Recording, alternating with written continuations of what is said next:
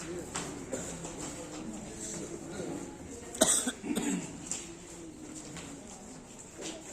मैं किसी लम्हों बड़े से गम के कभी नाम न हो, ये शुभ लाया कि जिंदगी में इतनी खुशी जिसकी कभी शाम न हो, जिसकी कभी शाम न हो। सुप्रभात मित्रों, आज दिनांक 28 जनवरी आज प्रेमचंद जी इस कक्षा का वर्ग परिपाठ है। मेरा नाम स्नेहा अविनाश पाटिल है। मैं आज के वर्ग परिपाठ का सूत्र संचालन कर रही हूँ। अपने जीवन को बेहतर बनाने के लिए सोच की आवश्यकता होती है, इसलिए सीख देती हुए बहुत कथा बताने के लिए तनिष्का भागवत और गिले से विनती करती हूँ कि वह बहुत कथा बताए। सुप्रभात मित्रों, मेरा नाम तनिष्का भागवत और गिले, मैं आपको बहुत कथा बताने वाली हूँ। बहुत कथा का नाम है भाई भाई का प्रेम। तो मनोहरपुर नामक एक गांव की मिट्टी बहुत उपजाऊ थी। गांव के अधिकांश लोग खेती किया करते थे। वहीं पर गांव में दो भाई रहा करते थे। दोनों भाई किसान थे।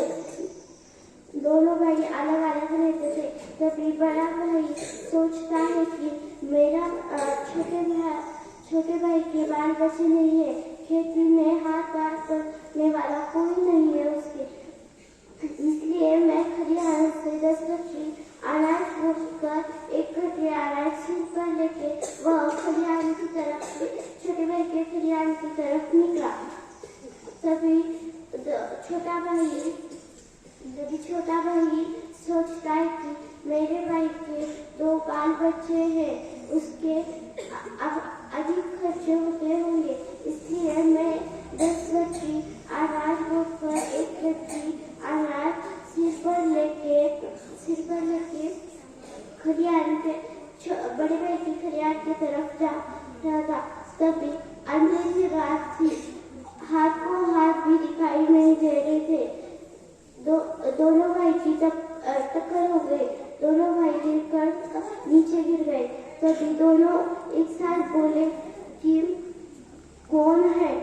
तभी दोनों को समझ आया कि यह छोटा भाई है और छोटे भाई को समझ आया कि यह बड़ा भाई है।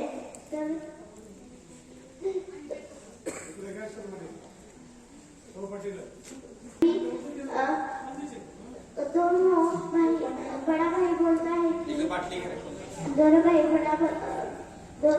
बड़ा भाई बोलता है कि छोटे, तुम्हारी मदद करने वाला कोई नहीं है, खेती में हाथ बढ़ाने वाला कोई नहीं है, इसलिए मैं तुम्हारे खलिहान की तरफ एक कट्टी अनाज लेके जा रहा था। तभी छोटा भाई बोलता है कि भैया, आपके 2 बाल बच्चे हैं, आपको अनाज की आवश्यकता होती होगी, इसलिए मैं भी आपके खलिहान की तरफ जा रहा था। तभी दोनों भाई के आँख में पानी भर आता है। सीख की भलाई, हम दूसरे की भलाई सोचते हैं तो अपना भी भला होता है। धन्यवाद।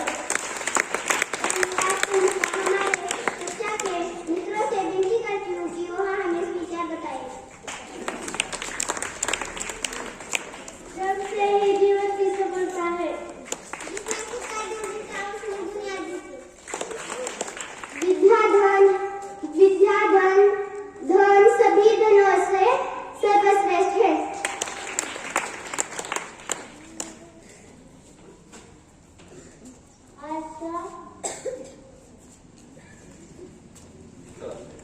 कभी दूसरों को अकेला महसूस न हो, अकेला ही काफी होता है।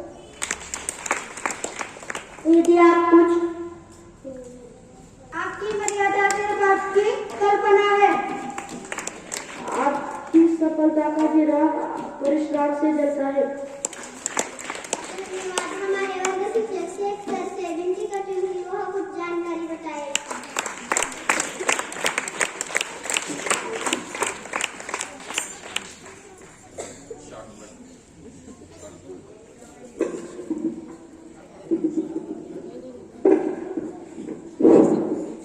शुरुआत मित्रों,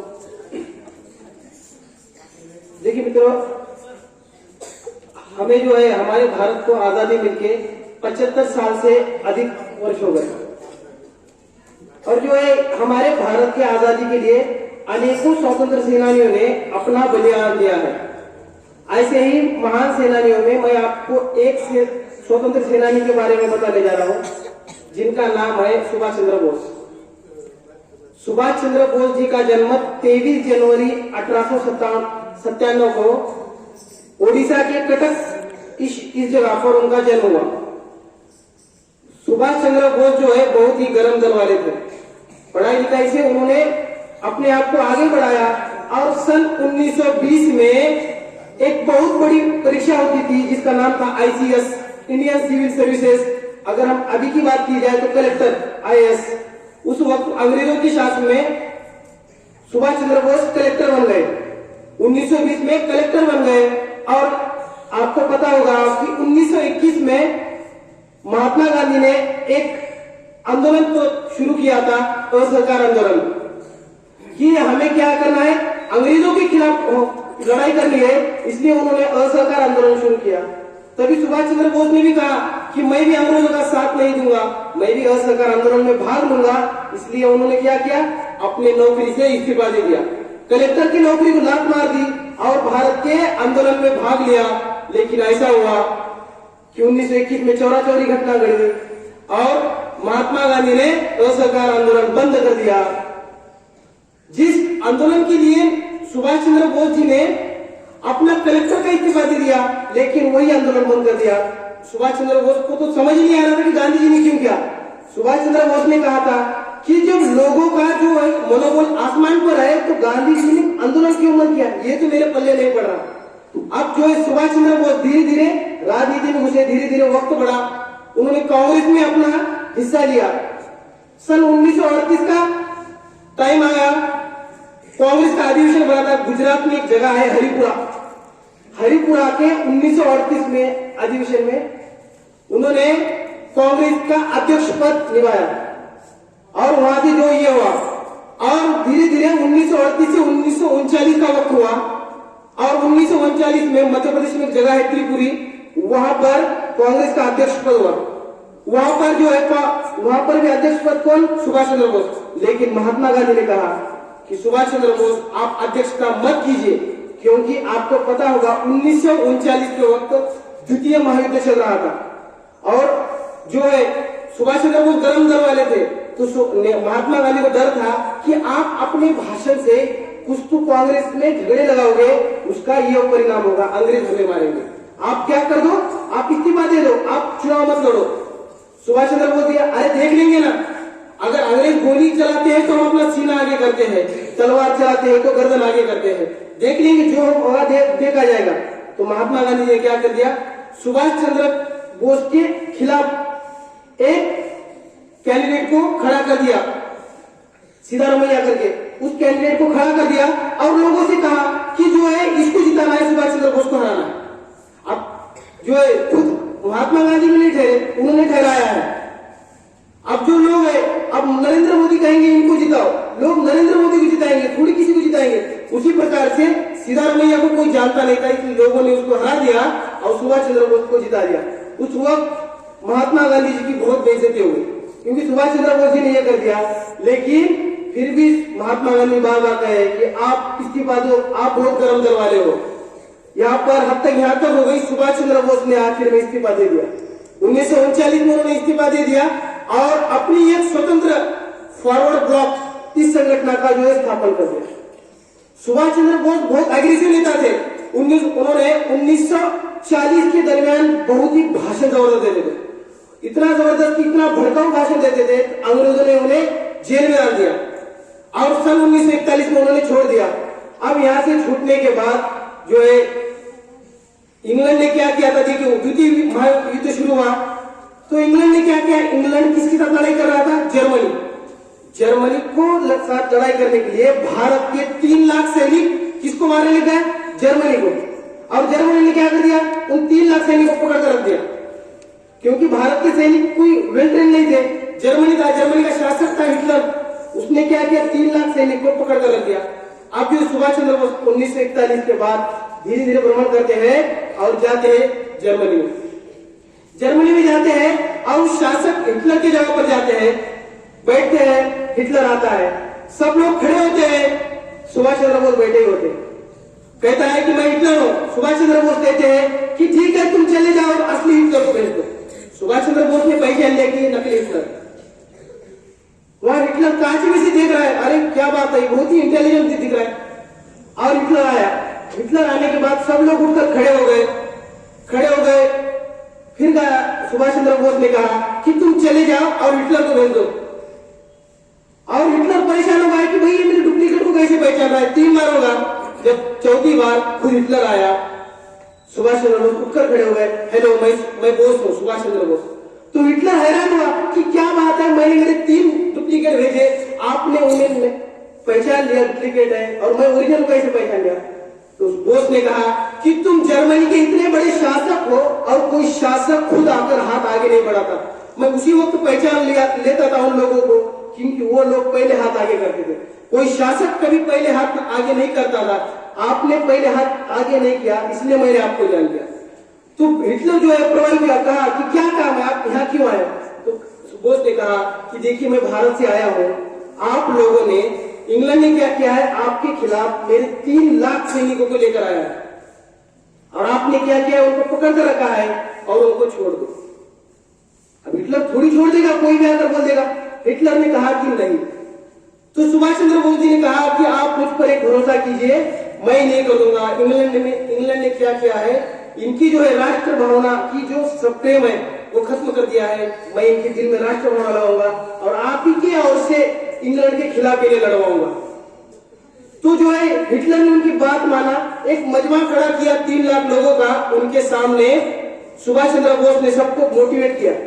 अब कुछ लोग नाराज थे क्योंकि इंग्लैंड उन्हें जो एक पगार जो बढ़िया देता था। तो सुभाष चंद्र बोस जी ने कहा था कि तुम जो है वो खून क्या काम का, वो खून में उबाल क्या काम का जो देश के काम ना आ सके। तुम तो बहुत अपने लिए जी के, अब जो है अपने देश के लिए तुम्हें मरना होगा। तुम कतरा कतरा खून देते चलो, मैं तुम्हें आजादी दूंगा। तुम मुझे खून दो, मैं तुम्हें आजादी दूंगा। ये किसने कहा, सुभाष चंद्र बोस जी ने उस जो है सैनिकों को मोटिवेट करने को कहा, जो है सारे सैनिकों में उबाल आया। हिटलर परेशान हुआ कि भाई कौन बंदा है, एक ही झटके में सारा माहौल बदल दिया। और उस वक्त हिटलर ने हमारे बोस जी को एक उपाधि दी, नेताजी। नेताजी की उपाधि किसने दी, हिटलर ने दी। अब जो है हिटलर को पता था ये जो सैनिक है इनमें जो है कि क्या नहीं है, ट्रेन नहीं है, ये उतना चला नहीं सकते, क्योंकि ये आए थे मुझे मारने, मैंने तुम्हें झट से पकड़ लिया। अब उसने क्या किया कि तुम्हारे सैनिकों को मैं पहले क्या करूंगा, ट्रेन करूंगा, उनको अच्छी शिक्षा दूंगा। इसलिए क्या किया उसने, जापान में सैनिकों को भेज दिया। जापान में ट्रेनिंग ली और जापान ने क्या कर दिया, सुभाष चंद्र बोस को अंडमान निकोबार गिफ्ट कर दिया, क्योंकि इंग्लैंड से जापान ने अंडमान निकोबार छीन लिया था।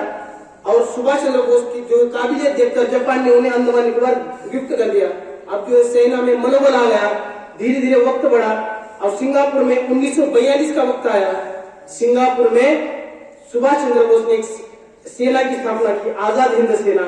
और वहीं पर रेडियो पर उन्होंने एक मैसेज छोड़ा कि मुझे इस लड़ाई में राष्ट्रपिता महात्मा गांधी की आवश्यकता है। तो राष्ट्रपिता हम जो महात्मा गांधी को कहते हैं वो हमारे बोस ने उन्हें लकब दिया है। ध्यान दो, बोस और महात्मा गांधी कभी विरुद्ध नहीं थे, दोनों का मकसद एक ही था, आजादी। महात्मा गांधी नरम दिल और सुभाष चंद्र बोस गरम दिल। जैसे कि हम देखते हैं हमारे इरलेसर और गिरीसर, इरलेसर का पढ़ाना है इंग्लिश और गिरीसर का पढ़ाना है भूगोल, लेकिन दोनों का मकसद एक ही है कि आपका रिजल्ट अच्छा है। उसी प्रकार से महात्मा गांधी और सुभाष चंद्र बोस का भी एक ही मकसद था कि भारत को आजादी।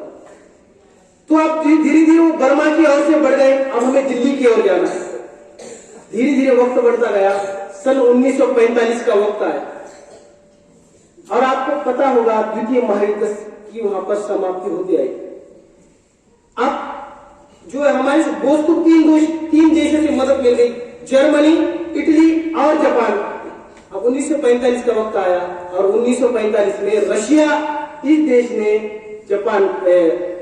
जर्मनी को निस्तनाबूद कर दिया, उसकी पूरे सेना को बर्फ में जला दिया। एक यहाँ पर हमारे सुभाष चंद्र बोस का एक हाथ टूट गया, क्योंकि जहां से मदद मिलने वाली थी वहां नहीं। और दूसरी बात हमें पता है 1945 में 6 अगस्त और 9 अगस्त इन 2 दिन जापान में बॉम्ब गिरे, हिरोशिमा और नागासाकी में बॉम्ब गिरे। अब जो है हमारे सुभाष चंद्र बोस के दो भी हाथ टूट गए कि जो है एक तो जर्मनी भी गया और जापान भी गया। और जो है जब जर्मनी और जापान जाने के बाद जो है धीरे धीरे जो इटली इटली की भी जो शासक को जो है धीरे धीरे वहां के लोगों ने ही खत्म कर दिया।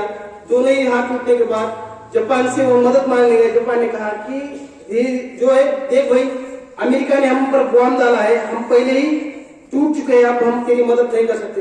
18 तारीख को वहां से निकल रहे थे, उनका प्लेन क्रैश हुआ और हमारे नेताजी सुभाष चंद्र बोस की वहां पर मृत्यु हो गई।